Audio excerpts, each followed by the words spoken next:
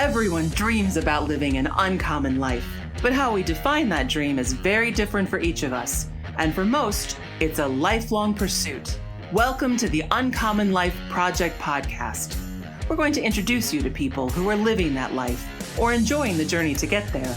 We're going to also give you some tools, tricks, and tips for starting or accelerating your own efforts to live an uncommon life, a life worth celebrating and savoring. Please welcome your hosts, Bryan Dewhurst and Philip Ramsey. Hello and welcome everybody to another episode of the Uncommon Life Project, where I am your host, Philip Ramsey. And I am Bryan Dewhurst. Thanks for tuning in to another episode of the Uncommon Life Project. We're super grateful that you are tuning in. Thanks for the feedback that you guys have been giving us. I'd say folks. I say guys a lot. I need to stop that. Folks have been listening to you. That's really encouraging to us. And I know you guys are getting a lot out of it. So that's helpful to us. So this episode, Big time. And here's why. Because at the end of the rainbow, you always got to have a pot of gold. And that's what we're going to talk about. We're talking about the 800-pound gorilla, retirement income. Dum, dum, dum. Love it. We've got to start adding music. We got to get because some. I can't be the one anymore. Right. Like, my sound is horrible. But anyway, here's, this is your first time tuning in, Bryan and I are financial advisors with a little different slant on life. And what we really think, and like we live and breathe this, is we believe that our clients are their best assets.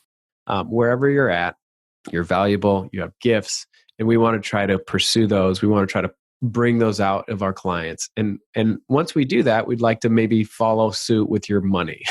Start aligning your money with what you're excited about. And this is where the traditional retirement, I think, is where people lived. Like, what do you want your life to be like when you retire? And really, that's a really good question to figure out what you're excited about. Because chances are you're going to be working, or you're going to be doing stuff. You're going to be engaging, even if it's like going out to golf every day. Well, for me, that's a grind, and there's no way I do that, right? Like, you're good for about 8 holes. 8 holes at best. And then it's just like drudgery for me. Well, but for other people, it isn't, right? And so what we want to try to do is really unpack that gift and excitement level that people have. And then we try to pursue that with their own money. So I would say that we should probably talk about 3 different patient types, as we will. As a pharmaceutical rep, I go to patient types, but client types, and kind of start bucketing these people a little bit. So the first one we're going to talk about is the person from 0 to 60 that have been like really pooling up and saving in retirement accounts. That could be 401ks, 403bs, but they have been working someplace and then putting money on the side and just saving money over time and letting the market do what the market does. And then they're ready to retire. Mm-hmm. So let's just say that's patient type 1. Okay.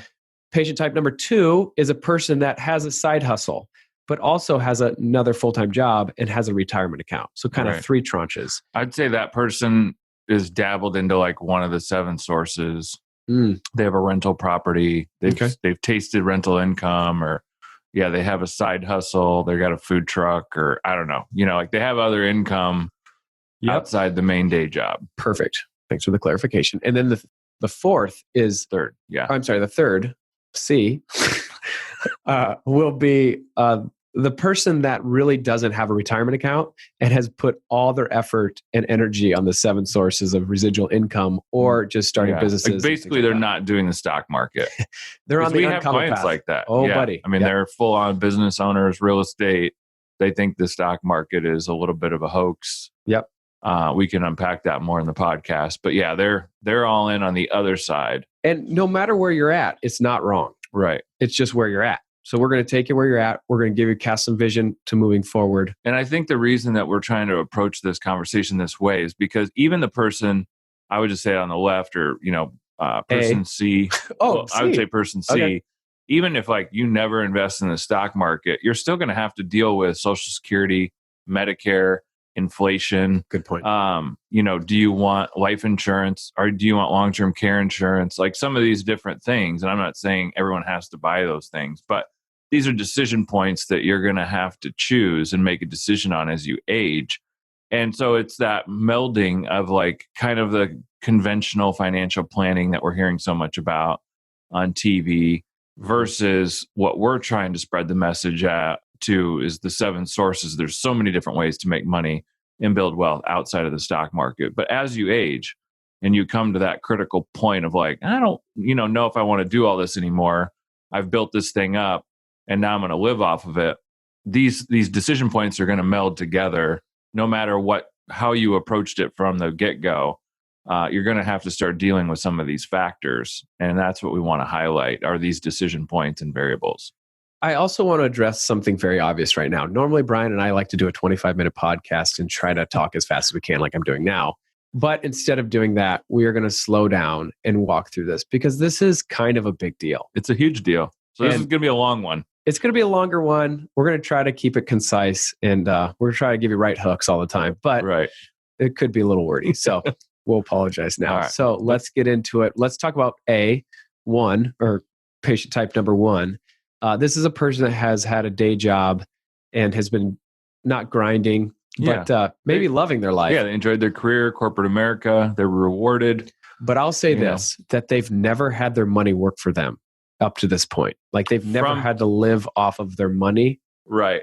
Yep. I think, when you look at investing in the stock market and this patient type, as we're calling it, they've seen their money work because it's like, oh, my 401k is way up right now. Yeah. We're shooting this at basically the all-time high of the stock market.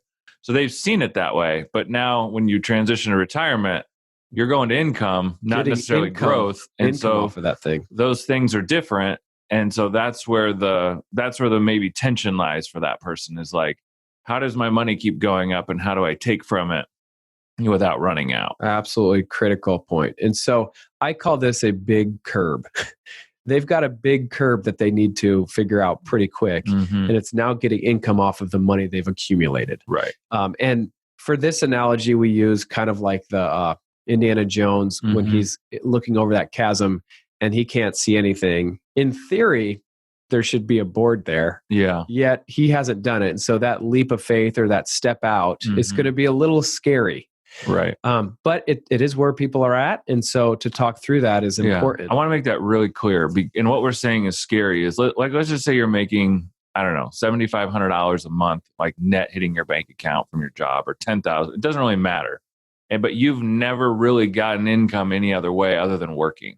And now you're looking at stop working. And so your money needs to go from basically zero to 7,500 or whatever you decide is your income need in retirement. You're trying to bite all of that off in the first month. Yep. Because there's no real other income coming in.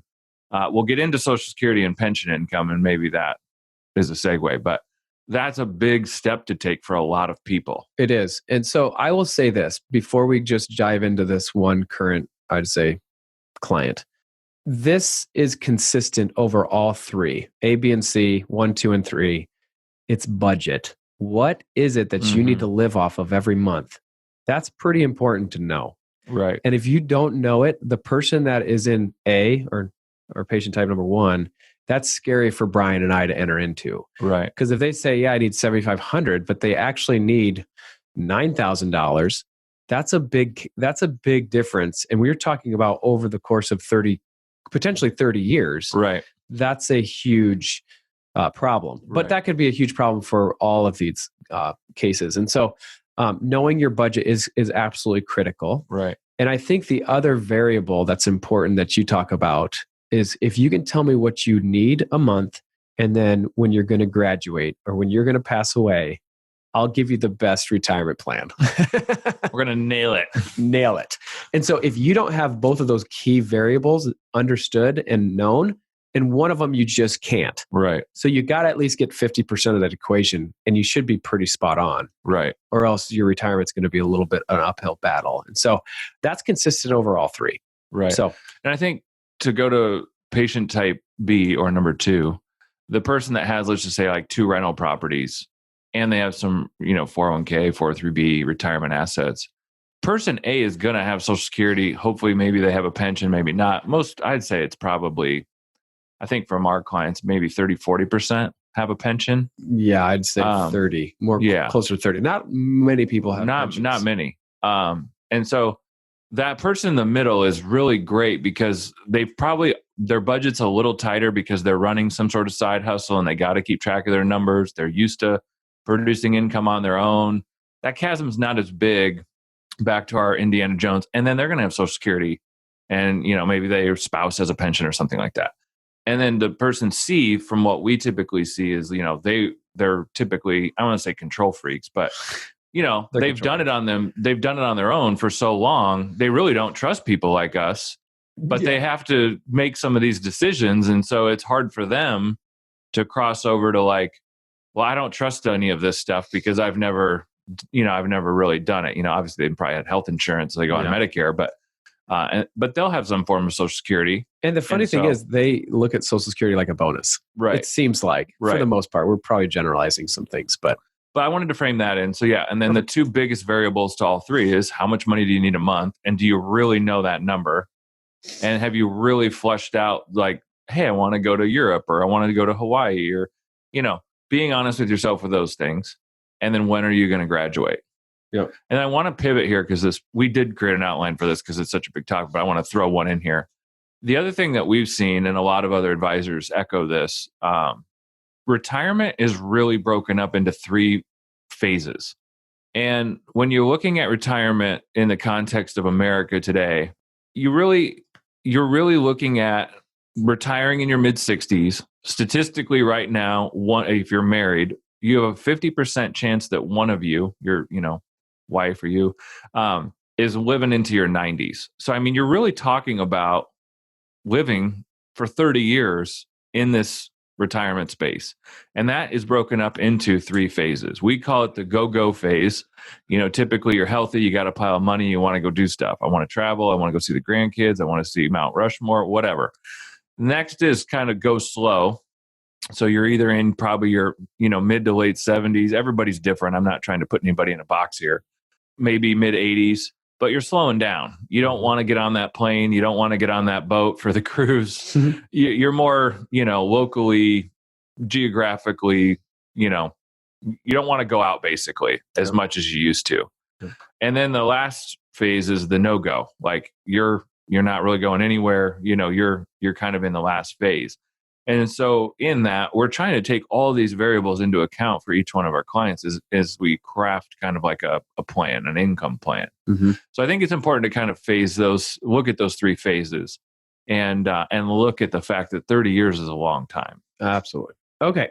So let's talk about, and we've touched on it a little bit in this time, is the guaranteed income for almost all 3 of these. Right. But there are Social Security, if you have a pension, right. And then normally you have some type of investments, even if it's rental properties, you got investments that you're going to be pulling income off of. Yeah. So in just trying to walk through our process high level, it's typically, getting to know you. We have a get to know you meeting, and then it's like starting to get your numbers. Most people, it's great for them to like go through a budget because I'd say 6 or 7 out of 10 people are like, I haven't done that in a while. And so it's more of an exercise. And then a lot of people, are dialed in on it and they know exactly what they need because they've been thinking about it for a while. Yeah. And then it's starting to go through, okay, what does your Social Security statement say? Yeah. We use a system, software, and a group that basically can model each person's Social Security options out because everybody is different.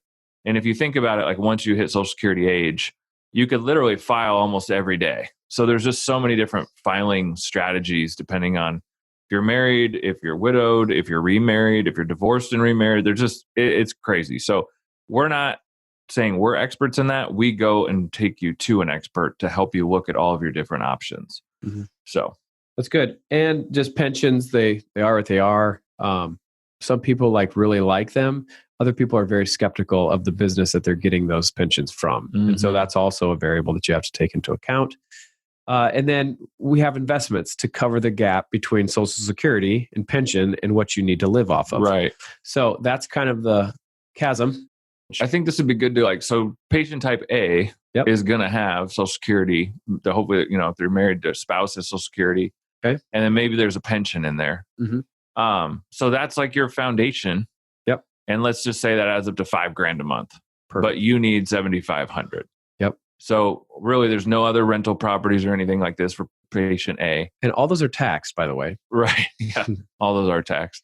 And so then we got to say, hey, from your investments, we need, on a net basis, $2,500 a month. So on a gross basis, it's going to be more than that. Mm-hmm. So that's just the basics of how we kind of frame this in. It's not really rocket science yet. So patient B would be those same income streams, Social Security, hopefully a pension.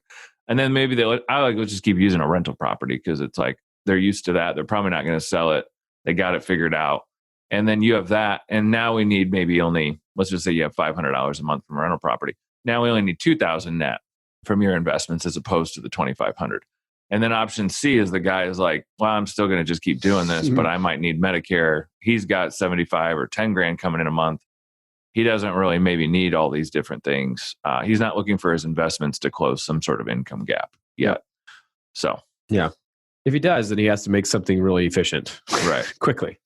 Okay. So I think we can go to the philosophies of retirement income in this phase. Right. It would be helpful because there's different philosophies that advisors will use. Right. And it's fun just to talk through each one of them and why they are what they are. Right. And I think it's been interesting for us because it's each client comes to us almost with their own philosophy or they're reading stuff online. And it's like, well, I thought I would just do this. And it's like, well, you can do that. Like, Absolutely. Are you going to do that yourself or do you want us to do that? So I think it's part of that. So the first main philosophy that I think was really, crafted out of, and I just want to take one quick step back. When you look back at the 40s, the 50s, and 60s, Social Security was created in the United States in the 1930s for the Great Depression. Yep. And in large part, those companies back then had pensions. We had sound money, like our dollar was backed by gold, all these different things. And so they didn't need a lot of money from their investments. Like that was a large portion of their income. Now the script has flipped where Social Security and some of these guaranteed incomes is becoming a lesser portion of people's income need. Yes. And they're needing to rely more on the residual income or the investment income. So the philosophy like that we want to touch on first was systematic withdrawal, which I think in large part was started by a lot of the mutual fund companies. It says, hey, if you own these mutual funds with us, you can pull off 4 to 5%. And over time, we've historically been able to grow at that rate. And you could just, basically live off the egg. If you got a golden goose, you're just living off the egg. You could sell shares. You could be selling principal of your investment, but the growth and income of that portfolio is going to sustain you over time. Yep. Then what, a lot of the data is happening. And then we had 1999, 2000, and then we had 2007, 2008, 2009. We had basically two almost, 50% collapses in the stock market within a decade. And that threw that philosophy like totally out the window. Mm-hmm. So then really where our industry went was basically in a high level is called flooring. And it's basically saying, hey, to that patient type A, you need $2,500 a month to meet your income need. Let's just guarantee that with some sort of income rider, variable annuity, whatever, some sort of insurance product. Because pensions at that point were going away quickly. Right. Because of what happened in the market. And for whatever reason, they knew they could be more profitable without those. Right. So they went away with it. But people still needed that income. And they needed a guarantee to the income because they weren't ready to take their money and 50% of it be lost. Right. So that's why they went to that. Keep going. Totally. No, that's great. And Wall Street figured out that they could come in and strip out a pension, buy a company, get rid of the pension, and then sell it for parts. And so a lot of these pensions have just been cashed out, unfortunately, by Wall Street. And nobody's talking about that, in our opinion. But I think the other thing you got to understand is like when you go to a financial advisor, like if you go to an Edward Jones type company, and I'm not trying to bash them, but I'm trying to just show you that we're all taught a different way. And if you go to like a securities type firm, like a Merrill Lynch, Morgan Stanley, Edward Jones, they're wanting to solve retirement income from like a investment-based non-insurance product philosophy. Correct. So that would be like a systematic withdrawal. We'll get into bucketing here in a second, but where you don't need an income guarantee to make up that gap. Now, if you go to a different company that is insurance-based, like Ameriprise, I would say, or Northwestern Mutual, Guardian, some of these other Thrivent, they are going to try to sell you an insurance-based securities product like a variable annuity or something with an income rider, because that is how they make money. And I'm not saying one is right or one is wrong. It's just the reality of the situation. Yeah. And so you got to understand, and it seems like a lot of the people we're meeting, client-wise, they have a pension, like I don't want an annuity, like it's a dirty word, or they're, oh, this would be great, I don't want to lose money, and they get it. And so I'm not saying one's bad or one's good. It's just they're different, and you need to understand the way you're wired. And I would say the people who they're barely eking by into retirement for patient A, is the more income you may actually need to guarantee. Right. Because if the market does take a hit and all your accounts go down and you need a withdrawal of X amount of money, man, you are going to draw dead. Right. And the earlier you take a negative in retirement, if you're there, that's the biggest hit to your overall plan. Yeah. And I think what you're referencing, I think a lot of people have maybe heard it is, I think it was coined the retirement red zone. It's the 5 years preceding retirement and the 5 years after retirement. If you're taking substantial losses and taking withdrawals and paying taxes and not putting new money in, it can have a substantial impact on your overall retirement plan. Yep. So the next one, we kind of talked about flooring. It's basically trying to guarantee that income gap we were talking about. The next one is bucketing.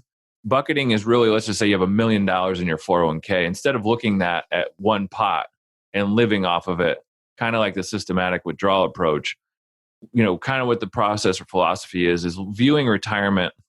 We've already established it could be a 30-year time span, is breaking that up into 5-year segments and looking at what income need you'll have in each of those 5-year segments based on when your Social Security triggers, a pension triggers, you sell something, how much the stock market goes up or down, how old you are, all these different factors, and saying, well, we only need a smaller amount for this first bucket, and kind of seeding that. Bucketing is actually really hard to explain without a visual aid, so it probably isn't the best for a podcast, but it's breaking that pot of money up and then investing it into different risk tolerances to protect your income need over time. So let's talk through that a little bit, because I think I can help clarify that. In our example, we're saying 7,500, and we have 5,000 coming in from maybe both of their Social Securities, and let's say one of them has a pension. Sure, it's 5,000, but they need 7,500.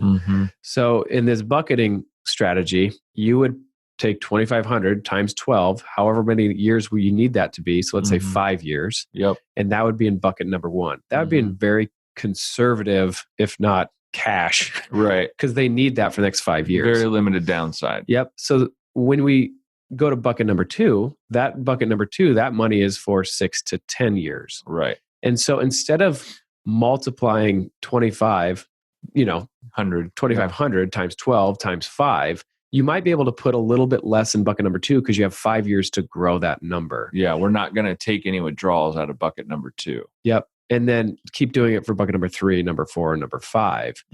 But as you go out, you need to seed it less because you have more time for it to grow in the market. Yeah. And it also then puts, I would say, time and interest a little bit more on your side, because for the longest bucket in 25 years, you don't need to touch it. You can be way more aggressive. Right. Because you can now take the ups and downs and the sideways longer. Right. And so to manage each one of those buckets is interesting. It's definitely a strategy that people are using. And the risk that we're trying to mitigate, and I think maybe we should do a little better job of talking about the risks of each one. The risk we're trying to mitigate is withdrawal risk. And in conventional financial planning, it's saying, especially with more of a systematic withdrawal approach, it's saying you should really only take a 3% withdrawal rate out of your money if you want it to last 30 years. Well, if you have $1 million and you're only taking out 3%, that's only $30,000 a year. But that's being taxed. Yeah. And that's before taxes. And so if in this example, this is actually good that it works out this way. $2,500 a month is actually $30,000 a year. Yep. So in that, if you're taking that out off the $1 million, but you haven't paid tax yet, you probably don't have enough income. And so what we're saying is that if the market goes down 30% and now you're at 700,000 instead of $1 million, but you still need to take the 30 out. Well, that withdrawal rate now is a much higher than 3% off the 700. And so that's the risk we're trying to mitigate with the bucketing strategy. And I think that's going to be a shock to some people who hear that. If you have $1 million in your 401k, you're a millionaire, but all you can take is $30,000 a year. Like, wait a second, that doesn't seem like it computes. Right. But. And that's what the data is showing us with the volatility that's taken place over the last 20 years. Yep. And so then the last strategy really is a simple kind of rebalancing. I think it's kind of like a hybrid approach between bucketing and between systematic withdrawal. It's saying, I don't need an income guarantee from an annuity product, but I don't want everything in the same portfolio. And if you look at like systematic withdrawal, you typically, had like a 60-40 split, stocks and bonds, 60% stocks, 40% bonds. Mm-hmm. What this last simple rebalancing strategy is basically saying, hey, we're going to have 60% in stocks, 30% in bonds, and maybe 10% in treasuries. The problem is the treasuries don't really pay anything anymore. I think like the 2 and the 10-year treasury around 1.8, 1.9%. Not ideal for your money. But anyways, it's basically saying, hey, if we need that 30 grand a year gross or, net, whichever, we're going to take that out of the bucket that's not down. Mm-hmm. So if stocks are up 25%, let's take our income out of the stocks. If stocks are down 20%, but bonds are up 10%, then let's take it out of our bond bucket. And if both stocks and bonds are down, then we're going to take our income out of the, treasuries because there's no loss. And then at the end of that year, at a certain point, we're going to rebalance that portfolio back to, 60-30-10 to replace the treasury cash, to maybe put some more money into stocks, because maybe stocks now are down to 55%, to take some of that money and rebalance it and invest into the low of the stock market going down. Mm-hmm. And so those are the 4, I would say, main philosophies. I think the other one that I've heard in terms of just trying to go through all the ones that we've heard that I think people are reading about is I would say is the 5th one of saying, I'm going to just invest in dividend paying stocks. I'm going to live off the dividends and interest. And then over time, the shares should appreciate. And that's, I think, kind of similar to a systematic withdrawal approach, because you're probably going to need more than the dividend rate. The average dividend rate on the S&P 500 is like 2%. You could build a portfolio that has 4, 5, 6 average percent, yield, if you will. But then you're taking more, capital appreciation price risk with that strategy as well. And I think if you got lost there, sorry about that. But here's the deal. There's philosophies out there, different ones. And I think it's important to go to somebody that understands all 3 or all 5 or all 4, just so they can come at your plan with an objective lens and try to get the best one for you. Right. None of them are wrong. Right. And they all are valid in their own little area. Right. But what's right for you, that's where you got to really listen and pay attention and know the client. So definitely. All right. So now let's talk to the person that's got a business on the side, got a pension, Social Security. How does he engage in this approach? It's basically the same way. What's the best way? How much do we need? What's your budget? All those questions are the same. All the questions are basically the same, although he has a different alternative asset that we get to pull into his overall plan. Right. And that might be something that eventually that rental property, in this example, might get too crazy or might be too much time or effort or whatever. Right. Or he doesn't want his family, or his family doesn't want anything to do with it. Right. That can be an option, or that can be just a data point that we need to talk through and walk through. But normally there's going to be liquidation in that. There's going to be some cash at the end of the rainbow that we can then pull into kind of more patient A type work. Income portfolio. So for sure. And then I'd say just C, lastly, for that client that has all these other businesses and income, this is kind of like every day for him. Right. So he has some questions, and he wants to hear about what else he needs to understand, and like when to take Social Security so I can max that baby out. Right. But it's all a bonus anyway. I've been living like I've been living, and it's been working. Right. So maybe tax planning for that person, right, trying to be more efficient with how to sell their business and not give it all to the government. But back to our curb analogy, that person that's the third patient or the third client, he is already been doing this income thing. Mm-hmm. So really nothing changed. There is no curb for him to jump off. It's just like another birthday, you know? Right. And so anyway, it's fun to meet everybody wherever they're at and really help them maximize their plan and where they're going. I want to speak to this patient type because I think we meet them a lot. I call them builders. It's people that have built up something, real estate portfolio, business. They like to invest in different things. And these are not stocks and bonds, although they probably have some. But these are complicated, more complicated things. And if you look at like Robert Kiyosaki with like Cash Flow Quadrant, and becoming like a business owner and moving towards an investor, these types of people that are builders, it sounds great. And they've made a ton of money and they like having control and they understand the risks they're taking. But a lot of times, I would say 9 times out of 10, the spouse isn't. And so I think for this patient type, it's like, that's been great for you, but you're at some point not going to be here. Wow. And how are you going to button all that up for your spouse? And what's her plan going to be? And I'm not trying to generalize that these are always men, because it could obviously be women. And the women could obviously be integrated in this too and comfortable with it. But large part, they're not. And I think to boil that down is they don't have a beach that they're going to at some time. When you're patient A, like you've been saving up for this, let's go to a beach. And there's like a different time of like lockdown. Well, C, they don't have that. They've been doing this the whole time. There is no like, well, when are we going to slow down? Right. That's a really good point. So I think that's just something to keep in mind. If you are patient C, kudos to you. But how are you going to leave and tie things up in a bow if something were to happen to you for your spouse? So there's not a fire sale on your stuff or your assets. And then where's her income going to come from? And how are all these things going to fit together if you weren't there? Because it's a lot to handle. Yeah. So, and here's the deal. You also have a business sale. Like you could probably sell your business and you could do it on contract. You could do it for cash, whatever, talk to an accountant, talk to a CPA, but there might be a building that you also bought and you'll have rental income from that building that would allow you to pull off the actually hands-on things. Perhaps. And even to like the small business owner that owns like, an optometrist business or a dental practice, you could sell that dental practice, but still own the building and have that building paid off. And then they're paying you rent for your building. So you still have some sort of that income and residual nature outside of investments. But then you're transitioning your practice money into, retirement income money, through more of these traditional vehicles. It might be smart to sign a long lease before you retire, before you do that. So, okay. What are 4 other factors that could affect retirement? I want to talk about those. Yeah. So we've got 4, and there's a lot. There's just a lot in retirement. And so, but these are more technical things. So I want to go rather quickly. The first one is Medicare.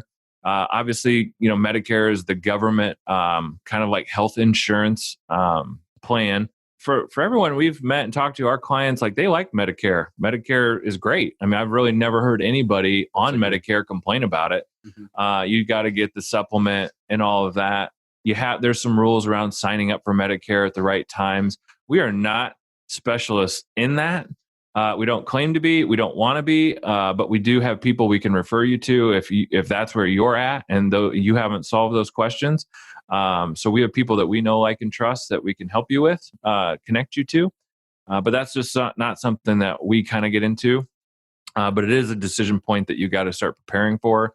What kind of medications are you on? What kind of health, needs do you have? As it relates to accessing the healthcare market? I would say the biggest thing for that is know what your current situation is. What drugs do you take? How many times do you go to the hospital on average? That stuff is all good for an expert to know, because then they can get you in the perfect supplement package for your Medicare. Totally. The next one I think I call it the silent killer, is inflation. And this is, one of the questions I like to ask is, how much did a candy bar cost when you were a kid? I remember riding my bike and get 7-Eleven. I think it was 49 cents. Yeah, I was like 45 to 55 cents when we were riding in on our bikes or skateboards, And now it's like, I feel like it's like $1.25 or $1.39, and in just 2 decades, well, probably 3, but I'm sick of it. Sick. So inflation is real. All of our money, that the Fed prints is debt. That's why it's called a, Federal Reserve note. And so our money supply has to increase because it's all debt-based money. And so as the money supply expands, it creates inflation because there's more money chasing fewer goods. And so inflation is real. I think we all get it, but really nobody talks about it. And the other thing I would say is the federal government lies to us about what inflation is, because it's tied to Social Security, Medicare, and these benefits, these social benefits that you're getting.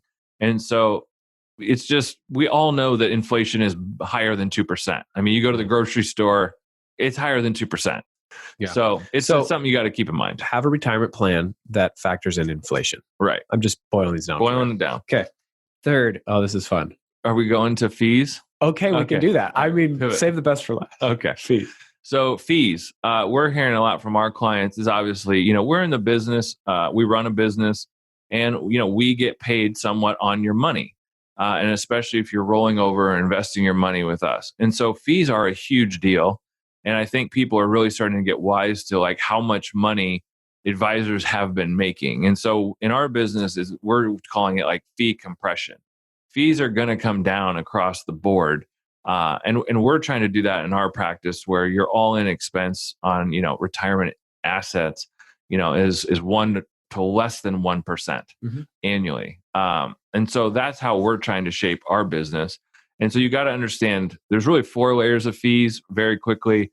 You have like an investment manager fee. So the person that's actually picking and choosing the investments you're in, they have a fee to do that. The mechanism or tool they're using to invest your money, whether that's stocks, bonds, ETFs, or mutual funds, those have an internal expense or fee that it's not getting billed out of your account, but it's out of the net return of the product that you're in. And then from there, you have like a financial advisor fee. That's like, if you're paying someone like Philip and I to do a plan for us to help you open the accounts, that type of thing. So there's us. Just so valuable to pay that. Yeah. And then the 4th layer of fee is like transaction charges or, maintenance fees or, that $50 a year IRA account maintenance fee. Barf. So those are the general 4 layers of fees inside of, your retirement accounts or your investments that you should be aware of. And you should be having, open, easy conversations, because it's all federally required now that we have to talk about and have that disclosed. Yep. So good. So the last fees one matter. Our RMDs are required minimum distributions. Right. These are interesting to me because we get clients that come to us and they're so excited that they have a huge number in these, I'd say, accounts, retirement accounts. And they're so excited to say, we don't even need all this money. Right. And that's good when you're 59 and a half to 70 and a half. Right. But after that, it turns into a problem because of this. The government haven't been taxed on any of that money. And so at 70 and a half, they start making you and forcing you to take some of that big account out. I just say it's like pushing your money off the ledge because they want taxed. It's kind of, since we're using Indiana Jones, it's like the scene when he's on the tank and they're headed over the cliff. That's kind of like your money's in that tank and the government's driving it over the cliff. Yeah. Like they want you to take that money out and they're going to force you to do it. So there's an equation that starts and then that equation gets higher and higher. The percentage rate that you have to start taking your money is higher and higher. And so a lot of times people don't even know that they're on this train and they're like, what am I going to do with all this money? Like, well, you take it, because if you don't do it, you get penalized 50% of what you haven't taken out. Right. Like, it's a huge deal. And people get blindsided with, oh my goodness, I kind of have a problem. Like, what do I do now? Like, okay, we can do a Roth conversion. We can do some things, but for the most part, we got a problem. Yeah. And the waterfall's coming. Hang on. For sure. And so I would say probably 50% of the people we talk to about retirement income, like, don't understand or have not fully grasped this RMD, required minimum distribution requirement. So totally agree. All right. So that's the 4. I think my last synopsis on RMD is understand it. Yeah. And maybe do the calculations and just see what that is for you. Yeah. Some people have no problem with it. Other people do. Definitely. Okay. And then the last one is just your legacy, or I would say maybe even long-term care. We can talk about that quickly. Yeah. Basically, obviously we're trying to be sensitive to this issue. We're talking about the end stages of your life.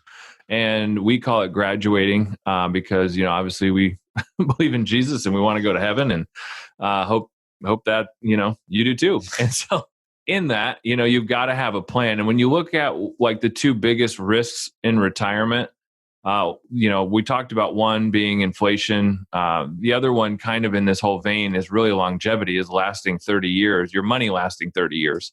And then, this one is long-term care. And, we're getting more and more people, where mom's in the home, or they're seeing those checks. And it's like, wow, it's $8-9 a month for mom to be in this home. Like, how am I going to pay for that? What's it going to be when I'm her age? Like, holy cow.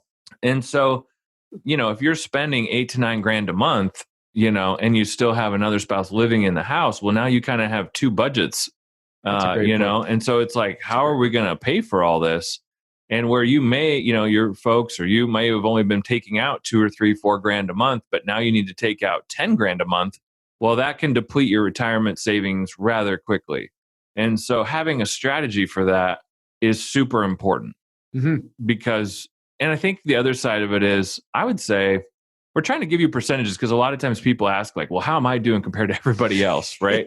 So we get that a lot. So that's why I'm interjecting these points. But I would say, I don't know, 30 to 40%, like actually think they want long-term care and like, I want that protection. And then like another 30% are like, I know I need it, but I really don't want to buy it. And then the other 30% are like, I'm not, you couldn't put me in a home. It's my dad. I'll just go out and shovel really hard. Yeah. Pick me up. And so again, not casting aspersion on anybody what camp you're in, but it is something you got to talk about, and nobody wants to buy it. I mean, nobody wants to buy it. True. And so there are different products that you can buy that basically blend life insurance with long-term care insurance, because the insurance industry basically mispriced traditional long-term care and really don't offer it that much anymore unless it's super expensive. Yeah. And further, your premiums can go up as you age, which is not helpful to your budget, when you feel like you're on a fixed income. So a lot of the new products are built on life insurance chassis, if you will, because the insurance is very good at actuarially predicting mortality. And so a lot of it, we can guarantee the premium, we can guarantee the benefit, we can use the G word in terms of guarantee, because these are insurance products that are backed by, insurance companies. And so anyways, we can combine life insurance with long-term care insurance and give you access to the cash value, which, means that your premium is converting into a cash value that you can access if you still need the money. When you look at it that way, it's kind of like just a forced savings account. As you age, you're going to naturally want to sit on cash more than you do now, as you get, into your 70s, 80s, and 90s, and that policy will grow with you. But it does take a shift in mindset to think about it that way. And so that's kind of how we handle that. Yep. The last thing I'd say, just in retirement, and maybe this is a whole nother podcast, but your legacy. Sure. It's your legacy on what you want to leave behind. And all I will say with this, if we're just going to try to boil this down, is you have way more than your money that you're going to leave behind, transfer to your next generation. I would say you have almost 4 categories. You have your core values, the things that make you tick, right? The things that got you there. I'd say your good and bad experiences, the things that were really good in your life, and the things that actually didn't go well have given you, the character you are today. And then you have how you spend your money, giving to others, charitable giving and stuff like that. There's contribution to society. Yep. And then the 4th one is money. And if you only had 3 to give to the next generation, which 3 would you focus on? And a lot of our clients say, I'd rather focus on my core values, my good and bad experiences, and the way that I've lived charitably to other people. And I probably wouldn't be transferring my money, which is the right answer. So then if those people think that way, then let's use your money to try to transfer all of those 3. And when we do that and do it right, I feel like there's way more money to be had to be transferred. And then they know exactly that it's going to be used well. And those people are going to do the same thing for the next generation. It's more the Rockefeller plan than somebody who just transfers wealth and puts it in the will. Man, that's going to be gone within 2 generations, if not 1. Right. Poof, gone. And so legacy is a big thing. And it's something that you get to talk about in retirement, because chances are you're going to have wealth to be transferring on financially, but you also have wealth right now, even if you don't give them a dime or nickel, by giving them your core values and your experiences and your charitable gifts. So that's what I'll say about that. I felt like we did pretty good on the time. I felt like we did too. I'm actually kind of surprised. I think the other thing I would add about legacy is it's already started. Totally. I think there's this myth that like, oh, I'll be different later. Good and point. Like, I'll tie my legacy up in a bow later in my life. And it's just not true. So I would just challenge everybody, we're shooting this around the holiday season. It's going to air, first part of 2020, but really think about this next decade of like, what do I want to do with my family? What is my legacy currently? And how do I want to change that as I move forward? Because it's already started. If this is something that's exciting to you, we do have an ebook on this topic to kind of retirement income. Yeah. Yep. Good point. Retirement income, to kind of digest what we have talked about in a little bit more condensed version. If you want to go to that website, it would be our free download for our listeners. It's only a gift for you guys. Go ahead with the URL. Yeah, it's www.uncommonwealth.com/gifts.